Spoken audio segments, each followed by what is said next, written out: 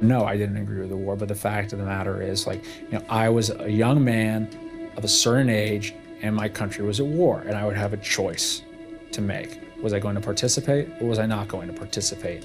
And I would remember that choice for the rest of my life.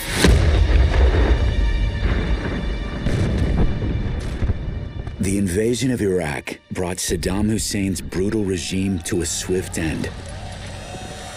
What followed was a storm of chaos, out of which an insurgency was born. There were Iraqis, of course, in the insurgency, but there was a lot of foreigners coming from all over the Arab world, even from other non-Arab countries, even from the United States, from France, Europe. Among those vying for power, one Jordanian man stood out. His name was Abu Musab al-Zarqawi. Al-Zarqawi is a product of the Jordanian prison system, who had a dream of establishing a new caliphate, and he was bound and determined to do it. After America disbanded the Iraqi army, Zarqawi built one of his own, drawing thousands of fighters from inside and outside Iraq. The violence that Zarqawi preached was so appealing that people would come from all over the world to do the most horrendous and brutal things to people. It was a daily scene when you go out and see bodies dumped in the trash. They tied the kids into rocks and they threw them in the river. They cut their heads. It was horrible.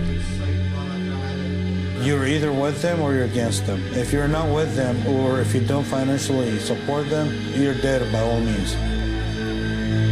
Zarqawi called his group Al-Qaeda in Iraq. Today we know them as ISIS.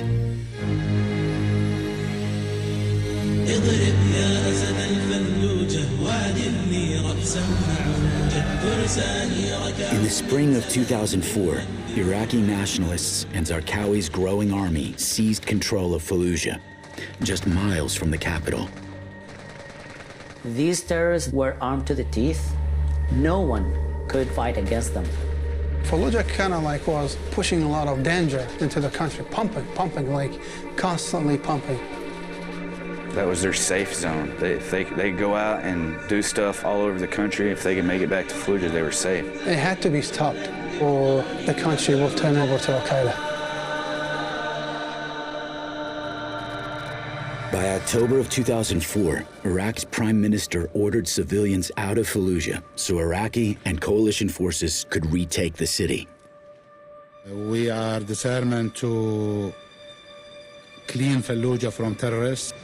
90% of the population left the city, while thousands of insurgents turned it into a fortress. Early on November 9th, American and Iraqi troops entered Fallujah side by side. The next 6 days would be among the bloodiest in half a century.